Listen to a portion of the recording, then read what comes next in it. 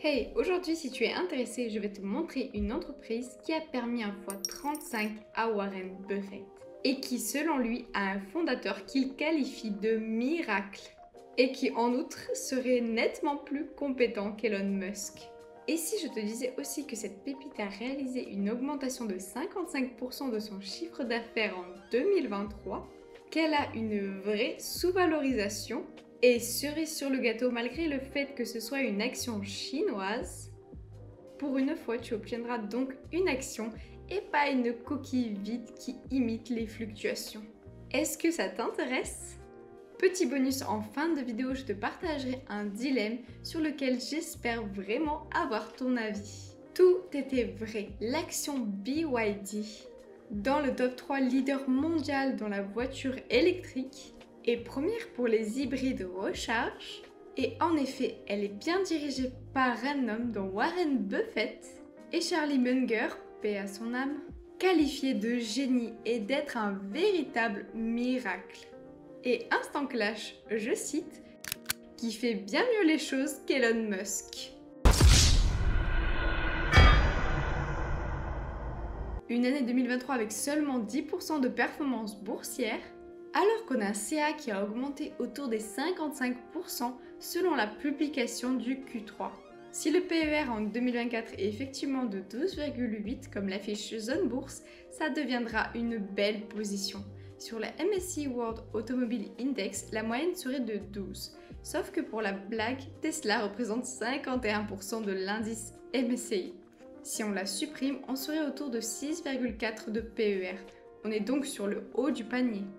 Mais vu la croissance régulière sur le CA et la marge nette, il est normal d'avoir un PER plus haut. A noter qu'elle investit énormément dans la R&D.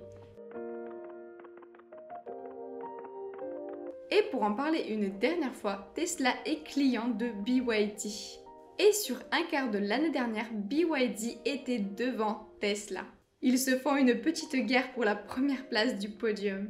D'ailleurs, des analystes répètent souvent que si Tesla a baissé le prix de ses voitures, et même parfois de plus de 10 000 €, c'était justement pour concurrencer BYD. Berkshire l'aurait acheté pour un PRU moyen de 1 $ en 2008, sachant que l'on était à 35 $ en juillet 2023. Cela veut dire un x35 en 15 ans, soit un 27% par an. Par un hasard un peu drôle, net de frais, le Nasdaq Leveraged a fait une performance de 28,37% par an sur la même période, avec un x42 en 15 ans sur la somme investie. Et juste pour rire, si on enlève la baisse de 2022 de l'indice, on est à 39% par an sur 15 ans. Concernant cette pépite, augmentation croissante du CA ainsi que du bénéfice net.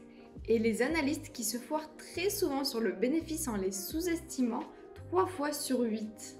On a une marge nette qui augmente régulièrement, même si dans ce secteur elles ne sont pas énormes, avec un ROE autour des 23%, ce qui est énorme pour le secteur automobile et qui montre bien pourquoi Warren Buffett l'apprécie énormément. On connaît tous l'amour de Warren Buffett pour le ROE élevé. Et je parlerai même pas de l'actif par action depuis 2020. Oh my god! Wow! Et n'ayez pas peur de voir de gros capex. Quand on veut envahir de nouveaux marchés et augmenter notre capacité de production et de stockage, ainsi que baisser les coûts, c'est totalement normal. Même LVMH s'est fait critiquer pour son capex qui a baissé ses free cash flow d'environ 2 milliards €. L'entreprise a implanté une usine en Inde, zone économique que j'aime énormément sur le plan boursier et qui aura une vidéo dédiée. Et au vu de l'ensemble des gouvernements qui parlent des véhicules électriques, je pense qu'elle pourra aisément tirer son épingle du jeu. A noter que récemment, Volkswagen et Stellantis, deux des plus gros constructeurs mondiaux, ont montré divers signes pour expliquer que l'électrification en 2035 ne sera pas tenable de manière qualitative.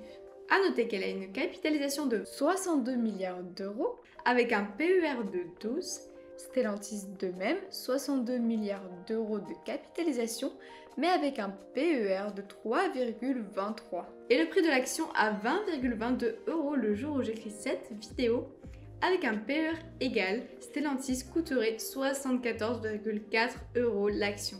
Pour conclure sur l'action, je dirais que les prévisions n'engagent que ceux qui y croient et que les analystes anticipent en moyenne plus 83%. Au vu de l'augmentation du CA et des marges, je ne trouve pas cela abusé. Même si je pense vendre si elle dépasse les 22 en termes de PER. Sauf si elle a vraiment fait une année de plus 70% sur le CA, sinon je vendrai. Et énorme nouvelle hier. La Cour suprême chinoise vient de confirmer la liquidation d'Evergrande. Il faut savoir que c'est le marché immobilier qui était responsable d'une grande partie de la croissance chinoise. De ce fait, les conséquences vont être cataclysmiques en termes de faillite en cascade ou de ricochet. Et je pense même que d'ici la sortie de la vidéo, Alibaba, Tencent, BYD auront bien baissé de 5-10%. Cela peut être l'occasion d'avoir un chouette PER pour 2024 et 2025, avec un PER historiquement bas sur certains de ces titres hors crise Covid.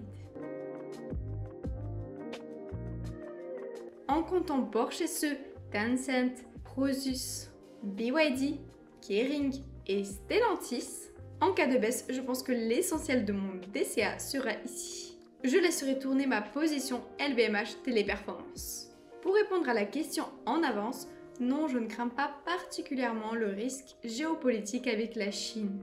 Je suis sûre que cela fera comme pour Stellantis. D'un côté, je parle de Stellantis, on va me dire que la concurrence chinoise est trop forte. Et là que je vais parler de la concurrence chinoise, on va me parler des risques géopolitiques.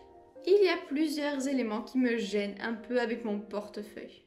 Déjà, je ne pense pas que 2024 sera une immense année de croissance.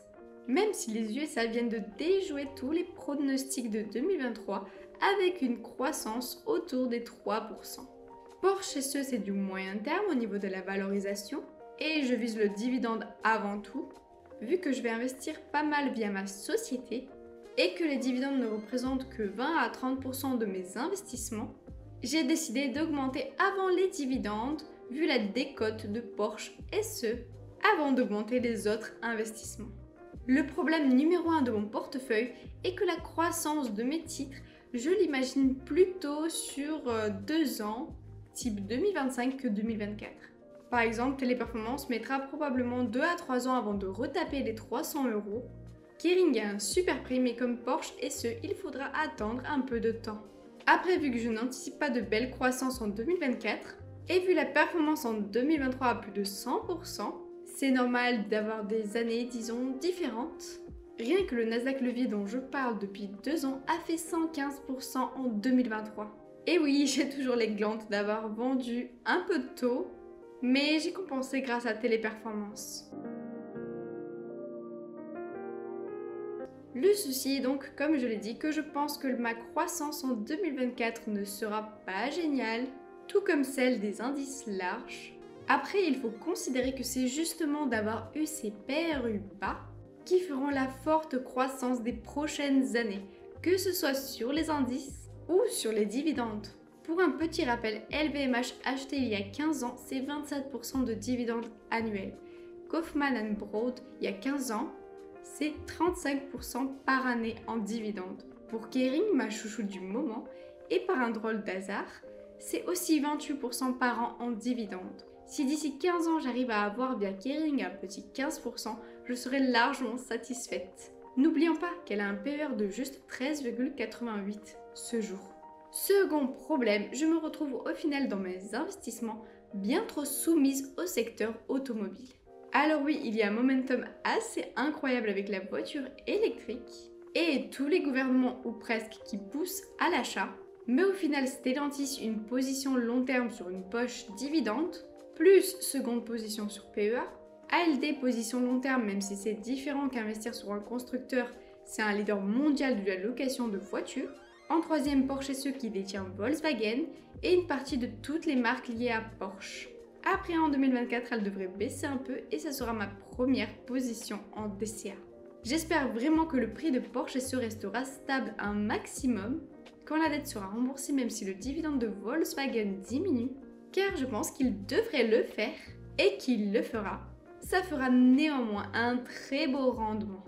Et là, une position sur BYD. Cela me fera quand même une très forte exposition à un secteur qui a certes un très fort momentum, mais qui n'est pas le plus performant et qui est particulièrement cyclique. Certes, toutes les entreprises sur lesquelles je suis exposée ont des situations particulières. Stellantis PER de 3, énorme croissance à 2 chiffres et une trésorerie énorme. Porsche SE PER de 2 et une fois la dette remboursée, ça sera fou. BYD, une croissance monstrueuse avec Tesla en client et une très bonne qualité. J'ai eu l'occasion de voir leurs véhicules, beaucoup de gens les trouvent moches, mais je ne suis pas forcément d'accord. Comme je l'ai expliqué, je n'ai pas de mal à être trop concentrée sur un secteur, mais il est vrai que je serai plus sereine sur un secteur plus croissant à long terme. Selon vous, est-ce une erreur d'avoir une aussi grande proportion du secteur automobile, sachant que je vais mettre un petit 12% de mon CTO sur BYD et devrais choisir entre BYD et Stellantis qui sont l'opposé en termes de valorisation et qui permet d'avoir un avis matérialisé par l'investissement sur la concurrence chinoise? Ou est-ce que l'Europe va réussir à tirer son épingle du jeu? Ou bien est-ce une erreur d'être investi sur les deux? Je serais très curieuse d'avoir ton avis sur ces points-là. Dans tous les cas, j'ai créé un portefeuille virtuel sur la pondération de la vidéo précédente. Et à noter avec cette modification, on fera donc un petit backtest en janvier 2025 et les prochaines années. Tu trouveras le sondage en description pour le prochain thème de ma vidéo. Et si cela t'a plu, je t'invite à liker, à t'abonner et à commenter si tu as une quelconque question. Je te dis à très vite.